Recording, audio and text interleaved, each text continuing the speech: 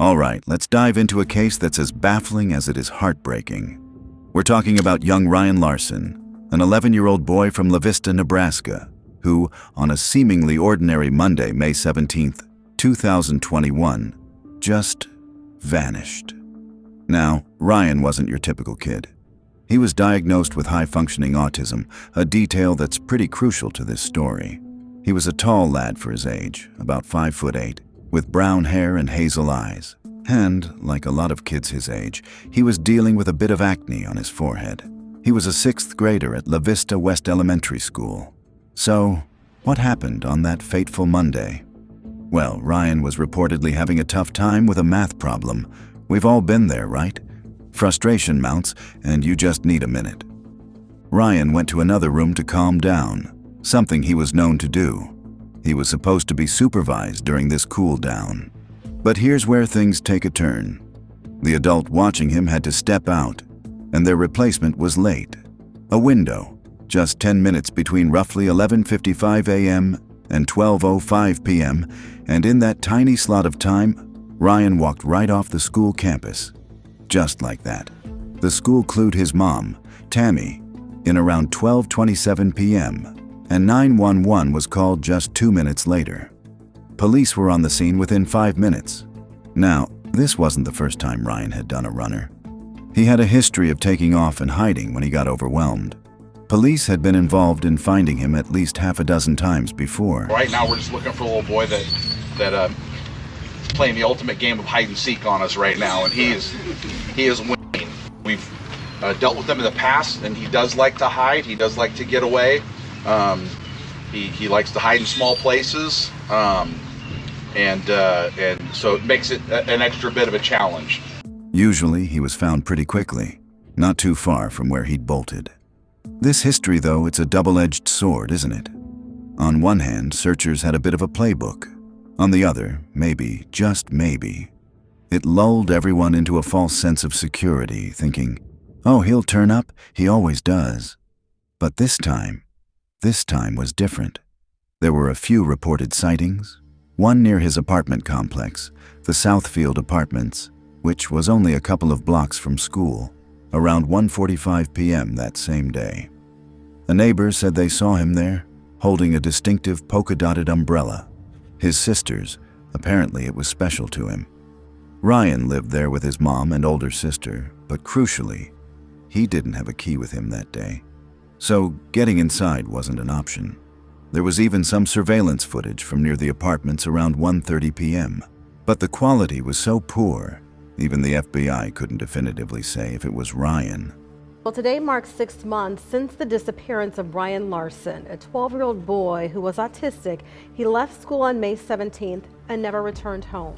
6 months later, the search is still on for missing 12-year-old Ryan Larsen. You know, we haven't had a missing child case like this pretty much in the history here. We've had a lot of challenges in other areas and other cases, but because of the circumstances of this one, this is really one that you want a resolution to. Ryan was reported missing on May 17th by Vista West Elementary School around 11:45 a.m.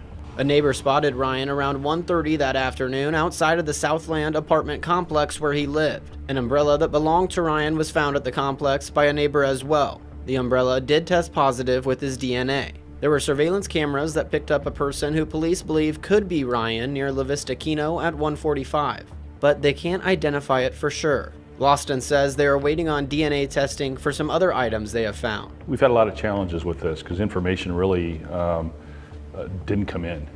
We have a young man that just suddenly disappears. Federal, local, and state agencies, along with the La Vista community, have extensively searched Walnut Creek and continue to sporadically search the local area. Larsen says the longer a case like this goes on, the suspicion of foul play increases. But right now, they still don't believe he was kidnapped. We still don't believe that he was abducted. There's no information that shows that he was taken.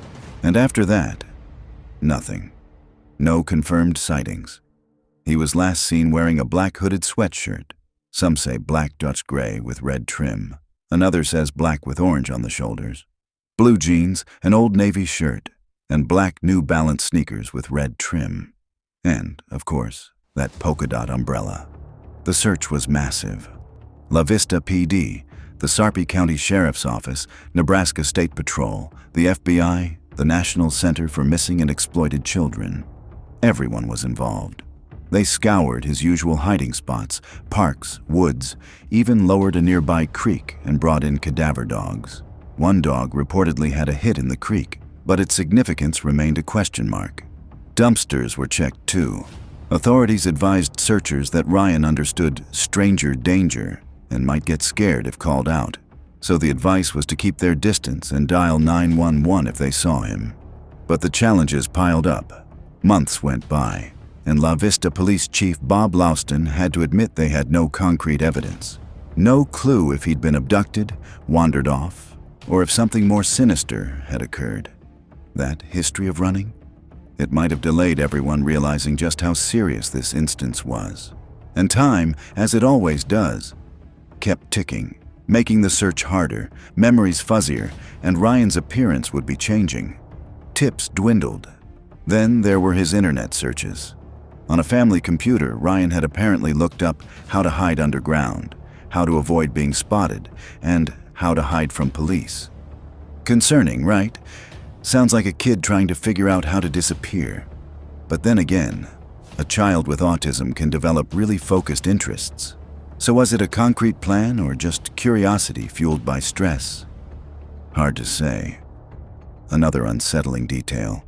About 2 weeks before he vanished, Ryan had reportedly mentioned a strange man at his school. Police looked into it, but what came of it, or if it's connected, remains unknown. Just another piece of a puzzle with far too many missing parts. Police even released an image of a potential witness about a month after he went missing, someone they wanted to talk to. Not a suspect, just someone who might have seen something. What came of that lead is also unclear. The family, as you can imagine, has been through hell. Nearly 2 years after he disappeared, Ryan's mother, Tammy, petitioned the court to declare him legally dead. She argued that given his autism and medical issues, it was unlikely he could survive long on his own. The mother of Ryan Larsen files to have her son presumed dead. The La Vista boy was last seen in 2021. Thanks for joining us. I'm Rob McCartney. I'm Julie Cornell. In court filings, Tammy Larsen lists the day of her son's death as May 17th, 2021. That's the same day he disappeared after walking out of La Vista West Elementary School. KETV found court records showing Tammy filed to have her son declared legally dead. Larsen says she intends to make a claim against Papillion La Vista schools over, quote, the death of her son, but she needs a death certificate to proceed. Larsen alleges Ryan is dead because of the negligence or wrongful act or omission of the school, the Papillion La Vista School District, or its employees. Tammy claims before exiting the school, employees of La Vista West Elementary saw Ryan. I don't think a day goes by when a staff member or a community member or someone that was directly involved in this doesn't think about Ryan's disappearance. Papillion La Vista spokesperson Annette Iman says they weren't shocked to hear about the court filings, but that the district was made aware of them by the media on Tuesday. This was also a step towards filing a wrongful death lawsuit against the Papillion La Vista Public School District, but the judge denied her petition, citing a Nebraska law that generally requires someone to be missing for 5 years before they can be declared legally dead. So, unless he's found, she might be able to refile in May 2026. An agonizing wait. Tammy did file the lawsuit against the school district, alleging negligence. That Ryan was left unsupervised and no immediate attempts were made to stop him from leaving or to get him back. That lawsuit, however, was later dismissed by a district court judge, who said the court didn't have the jurisdiction or authority to grant the damages requested. Papillion La Vista Community Schools files a motion to dismiss a lawsuit from Ryan Larsen's mother. Well, the boy with special needs disappeared almost 3 years ago after walking out of La Vista West Elementary. The lawsuit alleges negligence, saying the school failed to act on its duties to supervise Larsen. A federal judge dismissed a lawsuit last year after ruling Tammy Larsen's attorneys did not have a federal claim. At the time, she was hoping to get Ryan Larsen declared legally dead so she could sue the Papillion La Vista Community Schools. Nebraska law says a person needs to be missing for 5 years to get a death certificate. That case didn't end up in her favor. Now she's suing the district for negligence. It's been 1,036 days since Ryan disappeared, since he walked out of that school. In November 2023, his mom, Tammy Larsen, filed a lawsuit against Papillion La Vista Community Schools. For allowing Ryan, a special needs boy, to just walk out of the school, and for their negligence. They've been avoiding responsibility all of this time. Recently, the school district filed a motion to dismiss the case. Its attorney, Chuck Wilbrand, argued it has sovereign immunity. He says a negligence case cannot be brought against the district for exercising their care responsibilities in line with policy. Wilbrand says the district was following Ryan's individualized education plan. Conway says that's not true. He was supposed to be supervised as someone who had a history of walking out of school.